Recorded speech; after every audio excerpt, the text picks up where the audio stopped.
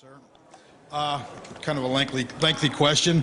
You know, I see that up there on your pie chart that, you know, we've got a majority of the debt owned by U.S., and I'm just wondering, you know, why is it not shown that the Federal Reserve owns most of that debt?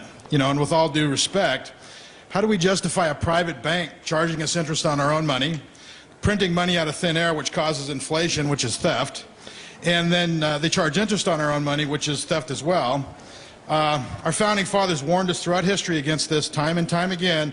Since we have separated ourselves from a gold standard, this is the root cause of the spending and borrowing problem. You know, when are you going to start addressing the Federal Reserve? You said that you have co-sponsored a bill to audit the Fed. Are you or are you not in favor of abolishing the Fed? And if not, how do you justify their existence? And Mark will take his question off air.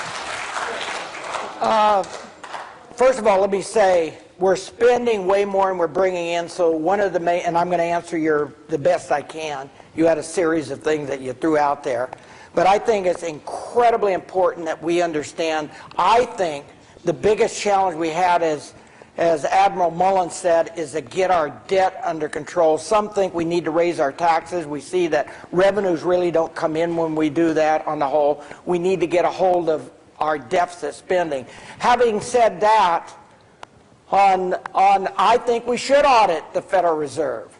Now, the way it was prior to the Federal Reserve, Washington controlled the money.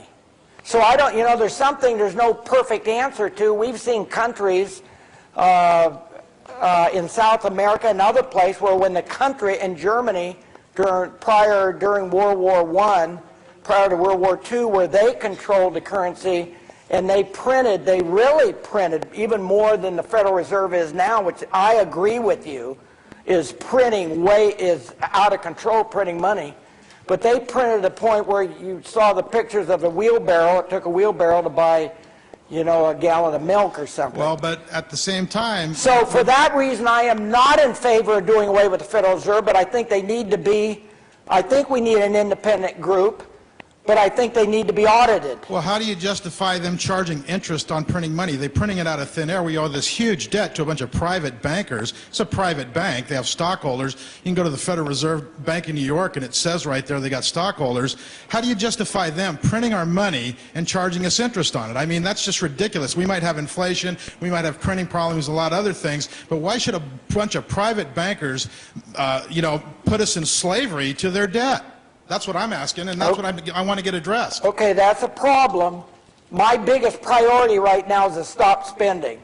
That is something I'll look at, but I think if we don't get a handle of this, and this is not the Federal Reserve, this is spending too much money. But if you couldn't print money out of thin air, you could stop the deficit spending on a gold standard and hold them accountable so they couldn't just keep spending. They have to borrow the money from someplace. Okay, that is not correct.